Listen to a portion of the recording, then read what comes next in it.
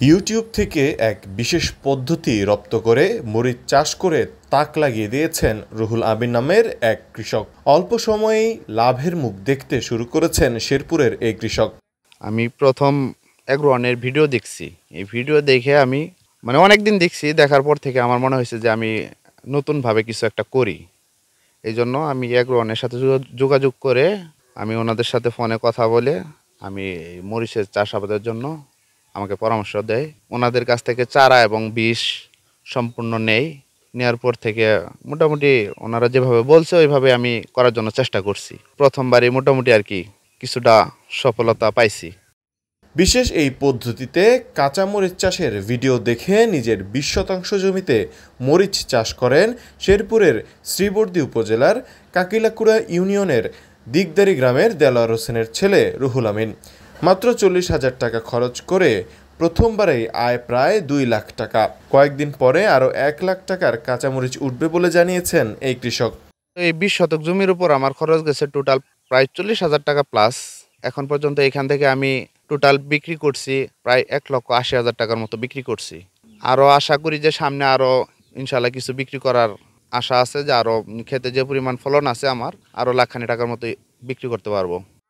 সফলতা পাওয়ায় নতুন করে আরও 5 শতাংশ জমিতে একই পদ্ধতিতে চারা রোপণ করেছেন রুহুল আমিন। তিনি জানান, নাগা ফায়ার ও ওয়ানপ্লাস নামের 2 জাতের কাঁচামরিচ চাষ করা হয় তার জমিতে। এই 2 জাতের মরিচের চারা নিয়ে আসেন জেলার বাইরে বগুড়া থেকে চারাগুলা নিয়ে আসছি। আমাদের শেরপুর বা জামালপুর ময়মনসিংহ এদিকে এই চারাগুলা পাওয়া যায় না। আমার এখানে আছে নাগা ফায়ার এগ্রো ওয়ানশিডের আর আছে ওয়ানপ্লাস, 2 জাত। আমি এখন আপাতত বীজ সংগ্রহ করার জন্যই করতেছি না। আমি ইচ্ছা আছে সামনে আমার কিছু কাজ বাকি আছে শিখার। এগুলো শিখা হইলে আমি আগামী সিজন থেকে ইনশাল্লাহ নিজেই চারা উৎপাদন করব। ইউটিউব থেকে শেখা এই বিশেষ পদ্ধতির নাম মালচিং। দীর্ঘ সময় ফলন এবং বাজারে কাঁচামরিচের সারা বছরের চাহিদা থাকায় এই পদ্ধতিটি বেশ জনপ্রিয়। এই পদ্ধতিতে কাঁচামরিচ চাষ উপজেলায় প্রথম দেখা গেছে দিগদারি গ্রামেই। আমার ছেলে প্রথম মোবাইলে ইউটিউবের ভিতরে এইগুলো দেখে আমার সঙ্গে আলাপ করলো যে আব্বা আমি একটু মরিচের চাষ করব। তবে করলাম, আমি বললাম যে ঠিক আছে করো। তো করলো 20 শতাংশ জমির মধ্যে প্রায় আমার ছেলে 40,000 টাকার মতো খরচ গেছে। যার পরে 1,80,000 টাকা তার ইনকাম হয়েছে। আমি বললাম যাক ইনশাল্লাহ আগামীতে আরও কর্মের জন্য প্রস্তুতি নিছে। জানা গেছে, মালচিং পদ্ধতিতে শুরুতে একসঙ্গে কিছুটা খরচ বেশি হলেও পরে খরচ কমে যায়। এছাড়া এ পদ্ধতিতে আগাছা হয় না বলে তা পরিষ্কারের কোনো ঝামেলা নেই দফায় দফায় সার দেওয়ার ঝামেলাও। আর গাছ দীর্ঘজীবী হওয়ায় উৎপাদন হয় দীর্ঘ সময় ধরে। ফলে অতিরিক্ত উৎপাদিত ফসল বাজারজাত করে আশানুরূপ লাভবান হন কৃষক।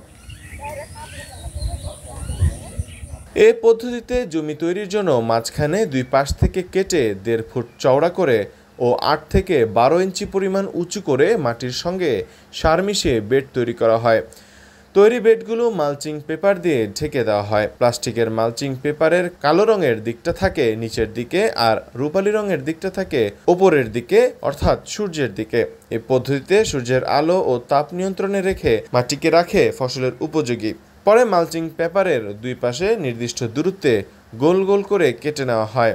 এরপর কেটে নেওয়া জায়গায় রোপণ করা হয় বীজ ও চারা। এরপর 3 ফুট উঁচুতে বাঁশ ও সুতা দিয়ে তৈরি করা হয় মাচা। এভাবে কাঁচামরিচ চাষ করে জেলার চাহিদা মিটিয়ে অন্যান্য জেলায়ও সরবরাহ করা যেতে পারে বলে মনে করেন স্থানীয় কৃষকরা। একই সাথে মালচিং পদ্ধতিতে কাঁচামরিচ চাষ বেশি লাভজনক হওয়ায় নতুন করে চাষ করার আগ্রহ প্রকাশ করেন তারা। আমি অনেক ভিডিওতে দেখছি, কিন্তু আবাদ কোনো সময় আমার এলাকা আসে নাই। এবার আমার চাচাতো ভাই একটা নতুন আবাদ নিয়ে আইছে মরিচের, দেখলাম খুব লাভবান। আগামীতে আমরাও করমু এবং আরো 2-1 জন করার ইচ্ছা আছে। এইবার যে মরিচের গাছ দিছে সেই মরিচের গাছ যদি আরেকবার পাই তাহলে আমরা অনেক ফসল করব। এই ফসলে দেখলাম অনেক উন্নতমান, এই লাভবান। যদি ভালো বীজ দেন তাহলে আমরা সবাই করব। এই ফলনে আমরা খুব শান্তিপূর্ণভাবে সন্তুষ্ট। 20 শতাংশ জমি আমিও নিজেও করব, আরো অন্যকে করারও উৎসাহ দেব। এই মরিচে অনেক লাভ আছে। এমন উদ্যোগে সহযোগিতা করবে বলে জানিয়েছেন স্থানীয় কৃষি বিভাগ।